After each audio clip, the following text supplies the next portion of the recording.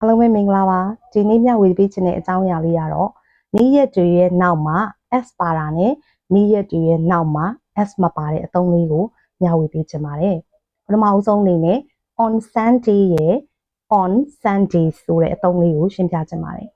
on Sunday ဆိုတော့ S မပါတဲ့အသုံးလေးပေါ့နော်အဲ့ဒီအသုံးလေးကိုဘယ်အချိန်မှာသုံးလဲဆိုရင် just one day တစ်ရက်တည်းသုံးတဲ့အသုံးလေးမှာပြောခြင်းတယ်ဘယ်လိုလဲဆိုတော့ example ဒီနဲ့ကြည့်ကြည့်အောင်နော်I will visit my grandma on Sunday. လာမယ့်တနင်္ဂနွေနေ့မှာအဖွားစီကိုသွားလိမ့်မယ် Only Sunday တနင်္ဂနွေနေ့တစ်ရက်တည်းကိုဆိုလိုခြင်းဖြစ်တယ်။နောက်တစ်ခုကကြတော့ on Sundays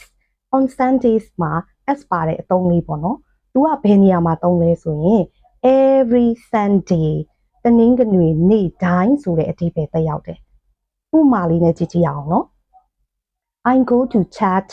on Sundays တနင်္ဂနွေနေ့တိုင်းချက်ကျောင်းကိုသွားတယ်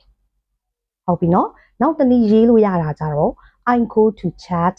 every Sunday တနင်္ဂနွေနေ့တိုင်းချက်ကျောင်းကိုသွားတယ်ဒါကတော့တူတူပဲဖြစ်ပါတယ်ရှင်ဒါကြောင့်မလို့ on Sunday မှာ S မပါတဲ့အသုံးလေးရဲ့ on Sundays မှာ S ပါတဲ့အသုံးလေးတွေကိုကွဲကွဲပြားပြားပြီးပြီလို့နားလည်ပါတယ်ရှင်နောက်တစ်ခုသတိထားမှာက